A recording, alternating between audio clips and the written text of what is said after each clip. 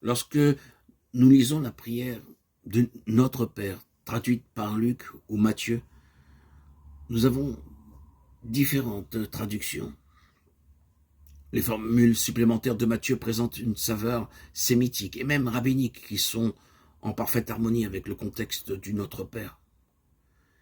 Et une étude de plus en plus précise des habitudes littéraires de Luc a montré chez lui une tendance permanente à la brièveté qui lui fait omettre volontairement des détails qu'il juge superflus. Notons par ailleurs que les diverses liturgies d'Orient et d'Occident ont choisi le texte de Matthieu. Lorsque nous parlons de la saveur sémitique de l'évangile de Matthieu, cela voudrait dire que derrière le Notre Père grec se cache un original hébreu ou araméen que nous ne connaissons pas ou qui reste à découvrir. En effet, l'existence d'un substrat sémitique derrière le texte grec du Notre Père peut être prouvée de façon décisive par le simple examen de l'ordre des mots. Alors que le grec se caractérise par une grande souplesse dans l'agencement des termes à l'intérieur de chaque proposition, l'araméen et l'hébreu sont soumis à une syntaxe beaucoup plus rigide qui impose à la plupart des termes une place précise. Or, tous les mots grecs du Notre Père, sans aucune exception, se trouvent être disposés exactement selon les règles sémitiques. Ainsi, puisque le Notre Père est un décalque de l'hébreu ou de l'araméen, on ne peut plus seulement l'étudier à partir du grec sans tenir compte de ce substrat sémitique. Mais quelle est la nature exacte de ce substrat? Est-il hébreu ou araméen? De nouveau, en quelle langue Yeshua a-t-il prié?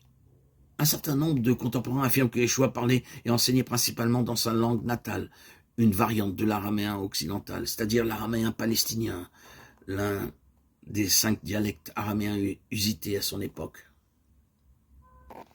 Yeshua aurait donc transmis le Notre Père dans sa langue et dans la langue de ceux qu'il rencontrait au bord du lac de Galilée et sur les routes de Samarie et de Judée. Pourtant, si Yeshua était bien un juif et reconnu comme rabbi par beaucoup, s'il enseignait dans les synagogues, il savait que la langue utilisée pour la prière devait être l'hébreu.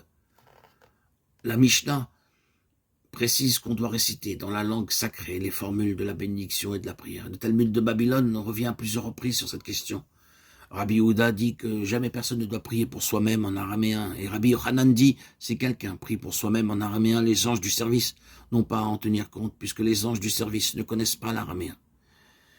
Les découvertes récentes de Qumran montrent également qu'à l'époque de Yeshua, on parlait couramment l'hébreu et l'araméen, et que Yeshua pouvait enseigner tout aussi bien dans une langue comme dans l'autre, et pourquoi pas en grec, qui était la langue des commerçants de l'époque.